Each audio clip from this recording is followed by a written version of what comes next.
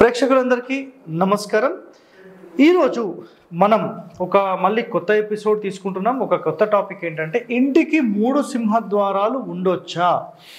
So చాలామంది ఈ 3 సింహద్వారాల గురించి మాట్లాడుతుంటారు కదా.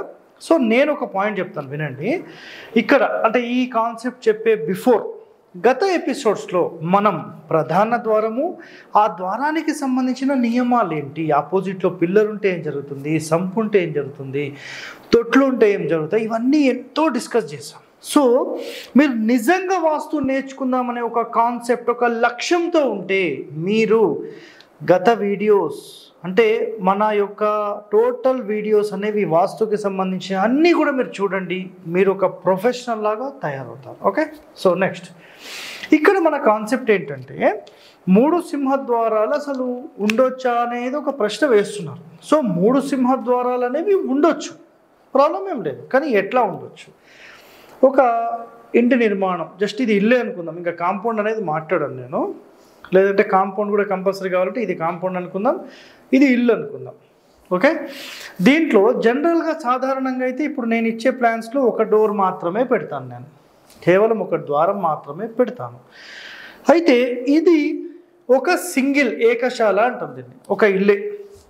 సో ఇప్పుడు కొత్తగా మనకు ప్రాబ్లమ్స్ ఎక్కడ వస్తున్నాయంటే, సార్ మేము ఇల్లు తీసుకున్నాము కానీ మా పరిస్థితి ఏంటంటే మేము ఖచ్చితంగా రెంట్లకు ఇచ్చి వచ్చిన రెంట్తోనే మేము ఈఎంఐ కట్టాలి సార్. సో మా పరిస్థితి అది సార్, కొంచెం అర్థం చేసుకోండి, మాకు తగ్గట్టుగా ప్లాన్ ఇవ్వండి సార్ అంటారు. ఇలాంటి వాళ్ళ కోసం మేము ఏం చేస్తామంటే కేవలం దీన్ని సెంటర్ అలైన్మెంట్ కాకుండా 2 భాగాలు చేస్తాం. చేసి ఇక్కడ సెంటర్లో ఒక సింహద్వారము, మళ్ళీ ఇక్కడ ఈశాన్యంలో ఒక సింహద్వారం అనేది ఇస్తాం. అప్పుడు ఏమవుతుందంటే ఆటోమేటిక్ కిచెన్ అనేది ఈ పొజిషన్లో పెట్టడానికి ఆస్కారం అనేది ఉంటుంది. అయితే శాస్త్రంలో చెప్పిన కాన్సెప్ట్ ఏంటంటే ఇక్కడ ఒక రోడ్ ఫేసింగ్ అంటే ఒక ఇంటి యొక్క ఫేసింగ్కి 3 సింహద్వారాలు ఉండొద్దు అని చెప్పేశారు. అంటే ఒక సమానమైన సైజ్ ఏదైతే మన ఇంటి లోపల ఉండే ద్వారాలకు, కిటికీలకు ఈ సబ్ డోర్స్, విండోస్ అంటుంటాం, వీటన్నిటికంటే పెద్ద డోర్ ఏదైతే ఉంటుందో హైట్లో కానీ, విడ్త్లో కానీ, కమ్మీల మందంలో కానీ, డోర్ మందం కానీ, ఆ డోర్ని చూస్తే ఒక గంభీరత్వం కానీ, ఇవన్నీ కూడా కేవలం ఒక సింహద్వారానికే మనం పెడతాం. అయితే అలాంటి సింహద్వారాలు ఒక ఇంటికి ఒక ఫేసింగ్లో 3 ఉండొద్దు అంటే ఇంకో పార్టీషన్ లాగా చేసి ఇట్లా డోర్ పెట్టి 3 ఉండొద్దు అని చెప్పారు. అయితే నా అబ్జర్వేషన్లో అయితే 3 ఉన్న వాళ్ళు కూడా బాగానే ఉన్నారు, ఎవరికి కూడా ఇబ్బంది అయితే ఈరోజు వరకు కలగలేదు. నేను ఎందుకంటే ప్రాక్టికల్గా వెళ్ళి వస్తుంటాను కదా, సో ఎక్కడ కూడా కనిపించలేదు. కానీ శాస్త్రంలో అయితే వీటి గురించి ఏం చెప్పారంటే 3 సింహద్వారాలు ఒక వరుసలో ఉండొద్దు అని చెప్పేశారు. ఇది క్లియర్ కట్ ఇది. అయితే మనము 2 అయితే 100% యాక్సెప్టెడ్, వాళ్ళ ప్రకారం అయితే ఉండొచ్చు. అయితే 3 అయితే ఏంటంటే మన శివుడి యొక్క 3వ కన్ను తెరిస్తే ఎలాగైతే ప్రభావాలు ఉంటాయో అలాంటి ప్రభావాలు, చాలా వేడి వాతావరణం అనేది ఇంట్లో ఉంటుంది అని చెప్పారు. సరే, ప్రస్తుతానికైతే యాక్సెప్ట్ చేసి మనం 2 అనుకుందాం. మరి మేము 3 పెట్టుకోవాలంటే ఎలా సార్ అని ఒక ప్రశ్న వేస్తే, వీటిని ఈ వెనక భాగం అంటే ఉత్తరం భాగంలో ఇంకొక డోర్ పెట్టుకుంటే యాక్సెప్టెడ్. ఎందుకంటే ఈ పోర్షన్ వేరే అవుతుంది, ఈ పోర్షన్ వేరే అవుతుంది, ఈ పోర్షన్ వేరే అవుతుంది. ఈ విధంగా మనం 3 అనేది 100% పెట్టుకోవచ్చు. అయితే ఒక వరుసలో 3 ద్వారాలు పెడితే ఏం జరుగుతుంది? సో బయట కనబడేలా 2 అయితే పెట్టుకోవచ్చు, 3 వద్దన్నారు. ఒకవేళ 3 సింహద్వారాలు ఉంటే ప్రశ్నలు ఇవే వేస్తారండి. సార్ ఉంటే ఏం జరుగుతుంది మాకు కూడా చెప్పండి, మేము వింటాం. వినండి, దుఃఖాన్ని కలిగిస్తుంది అని శాస్త్రంలో చెప్పబడి. సార్ ఏ శాస్త్రం చదివారు మీరు? 225 పేజ్ నంబర్ గాయత్రి శాస్త్రీయ గృహవాస్తులో మీరు చదవండి, మీకు తెలుస్తుంది. ఓకే, సో ఇక్కడ పేజ్ నెంబర్స్ అన్నీ ఇస్తూ ఉంటాను. సో దుఃఖము, రోగము, ధార, పుత్ర వినాశనము. సో ఇక్కడ పుత్ర వినాశనానికి సంబంధించి దుఃఖం ఉంటుందని చెప్పారు, రోగాలు ఉంటాయని చెప్పారు. సో ఎట్టి పరిస్థితుల్లో 3 ఉండొద్దు. ఒకవేళ ఇది ఎక్కడ చెప్పారు? కేవలం ముందు మాత్రం, అంటే ఒక సైడ్లో ఏదైనా ఒక సైడ్లో, ఒక సైడ్ మాత్రం 1 సైడ్లో పెట్టొద్దని చెప్పారు. నెక్స్ట్ ఈ లెక్క మనకేంటంటే టోటల్ ఈ ఫ్రంట్ ఫేసింగ్కి సంబంధించినంత వరకు మాత్రమే ఇది చెప్పడం జరిగింది. సార్ ఇక్కడ ఇంకో డౌట్ వస్తుంది చాలామందికి, మరి 3 ద్వారాల గురించి మనం మాట్లాడినప్పుడు ఒక చిన్న ప్లాన్ చూపిస్తాను మీకు. మరి ఇలా 3 ద్వారాలు ఉండొచ్చా అనేది ఇంకొకరికి ప్రశ్న రావచ్చు. సో ఇది ఒక ఇల్లు అనుకుందాం. సో ఇది మెయిన్ డోర్, మళ్ళీ ఇంకో డోర్. సార్ మనకు 3 ద్వారాలు ఒక వరుసలో ఉండొచ్చా అనే ప్రశ్న కూడా వస్తుంది కదా. సో అది కూడా ఇక్కడ క్లారిటీ ఇచ్చేస్తాను.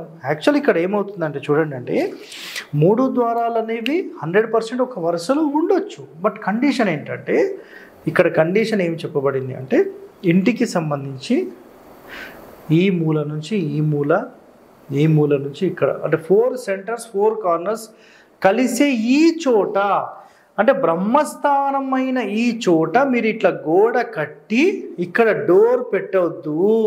ఆ కమ్మీలు భూగర్భంలో బ్రహ్మస్థానంలో గుచ్చుకోవడం వల్ల ఇబ్బంది అవుతుంది అని పాయింట్ చెప్పారు. మీరేం చేయొచ్చు, కొంచెం పైన కట్టుకొని ఇలా డోర్ పెడితే క్లియర్, చాలా సింపుల్. ఇదైతే నాట్ యాక్సెప్టెడ్, ఇదైతే యాక్సెప్టెడ్. సో 3 ద్వారాలు ఒక ఫేసింగ్ ఉండొచ్చా, 3 ద్వారాలు ఒక వరుసలో ఉండొచ్చా? సో ఇక్కడ నేను 3 ద్వారాలకు సంబంధించిన ఎన్నో ప్లాన్లు మీకు చూపించాను. సో చాలామందికి ఏంటంటే అవన్నీ కన్ఫ్యూజన్స్ ఉంటున్నాయి. మీరు ఏం కన్ఫ్యూజ్ కాకండి. శాస్త్రంలో ఎట్లా చెప్పారో దాన్ని ఎలా ఇంప్లిమెంట్ చేయాలో చాలామందికి ఐడియా లేదు. లేక ఇవన్నీ ఏదో మన ప్రేక్షకులను ఏంటంటే కన్ఫ్యూజ్ చేయడం కోసము ఏదో వీడియోలు చేస్తూ ఉంటారు. సో అవన్నీ మీరు భయపడకండి. ఇంకో మాట ఇక్కడ చూడండి, అసలు ఈ డోర్లకు సంబంధించిన లెక్క అనేది ఎట్లా చేయాలి అని ఒక ప్రశ్న వస్తుంది. ఇది ఒక ఇల్లు అండి, ఓకేనా? మెయిన్ డోర్, ఇంకో సబ్ డోర్, ఇంకో డోర్, ఓ 4 డోర్లు ఉన్నాయి అనుకుందాం. ఇక్కడ ఒక వంటగది ఉంది, దీనికో డోర్ పెట్టారు. ఇక్కడ ఒక బాత్రూమ్ ఉంది, దీనికో డోర్ పెట్టారు. ఇక్కడ గేట్ ఉంది, దీనికోటి ఉంది. దాని తర్వాత ఇంకొక టాయిలెట్ ఉందో, బాత్రూమ్ ఉందో, స్నానాలకు ఇంకో డోర్ పెట్టారు. సార్ అసలు ఈ లెక్క ఎట్లా చేయాలి? ఎప్పుడైనా ఒకటే గుర్తుపెట్టుకోండి, ఒక గర్భం ఏదైతే ఉందో ఈ గర్భానికి సంబంధించిన 4 ద్వారాలు మాత్రమే మీకు కౌంట్ వస్తాయి. ఈ బాత్రూమ్ దీనికి కౌంట్ రాదు, ఈ స్నానాల గది దీనికి కౌంట్ రాదు, ఈ వంటగది దీనికి కౌంట్ రాదు, ఈ గేట్ దీనికి కౌంట్ రాదు. కేవలం ఒక గర్భమే మీరు చూసుకోండి, ఇవన్నీ చూసుకోవాల్సిన పని లేదు. మీకు ఇది అర్థం కావడం లేదు. చాలామంది సరైన అవగాహన లేక ఏదో పుస్తకాలు చదివి చెబితే మీరు ఎలా మిమ్మల్ని పరేషాన్ చేస్తున్నారు కదా. నిజంగా శాస్త్రంలోని అనుభవం ఇవన్నీ తీసుకుంటేనే అప్పుడు మీకు క్లారిటీ వస్తుంది, లేకపోతే రాదండి. ఇది అసలు సింహద్వారం అంటే ఏంటి? ఇందాక నేను చెప్పాను, గంభీరత్వంతో ప్రధాన ద్వారం అనేది అన్నిటికంటే పెద్దది ఉండాలి, అన్ని విడ్త్లో పెద్దది ఉండాలి, హైట్లో పెద్దది ఉండాలి, లావుగా ఉండాలి, స్ట్రాంగెస్ట్ డోర్ ఉండాలి, గడప ఉండాలి, గడప చాలా స్ట్రాంగ్ ఉండాలి. ఇవన్నీ లక్షణాలు ఉంటేనే దాన్ని ఏమంటాము? సింహద్వారము అంటాం. సార్ సింహద్వారాలు 4 పెట్టొచ్చా? ఈ పనికి మాల ప్రశ్న ఎవరు అడిగాను మొన్న. సార్ 2 సింహద్వారాలు పెట్టొచ్చా? ఎట్లా పెడతామండి? 2 భర్తలు ఉండొచ్చా? రాంగ్ క్వశ్చన్స్ వేయకండి. ఒక ఇంటికి సంబంధించినంత వరకు కేవలం ఒక మెయిన్ డోర్ మాత్రమే ఉంటుంది.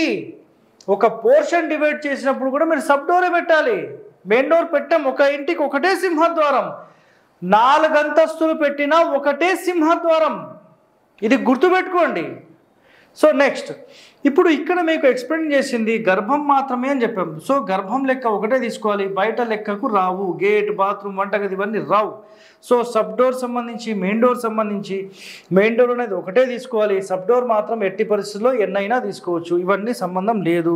సో ఇప్పుడు ఈరోజు అసలు ఈ 3 సింహద్వారాలు ఉండొచ్చా లేదా అనే ఒక కాన్సెప్ట్ మీరు ఇక్కడ వింటే వీటికి సంబంధించిన పూర్తి వివరణ మీకు అర్థమైందని నేను అనుకుంటున్నాను. ఒక వైపు అయితే 3 ద్వారాలు ఉండొద్దు, అది క్లియర్. వరుసగా 3 ఉండొచ్చా?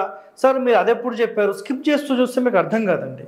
మీరు నిదానంగా ప్రశాంతంగా టైం తీసుకొని ఒక 8-10 నిమిషాలు ఒక్కొక్క వీడియో మీరు నిజంగా ఇవన్నీ తెలుసుకుంటే మీరు ఒక 6 నెలల సంవత్సరంలో వాస్తులో ఒక ప్రొఫెషనల్లోకి వెళ్తారు. మన భారతీయ సనాతన ధర్మంలో మహర్షులు ఒక ఇంటి నిర్మాణానికి సంబంధించిన ఎన్నో నియమాలు మనకు చెప్పారు. సో మన ఛానల్ త్రూ ప్రతిరోజు ఒక ఎపిసోడ్, ఒక సీక్రెట్ మనం అందరము తెలుసుకుందాం. సో ఇలాంటి మరిన్ని రహస్యాలు మీరు తెలుసుకోవడానికి మన ఛానల్ని సబ్స్క్రైబ్ చేయండి, లైక్ చేయండి, గంట బొమ్మను కూడా యాక్టివేట్ చేయండి. Thank you. నమస్కారం అండి. లైక్ చేయండి, షేర్ చేయండి, సబ్స్క్రైబ్ చేయండి. మరిన్ని వీడియోల కోసం బెల్ సింబల్ పై క్లిక్ చేయండి.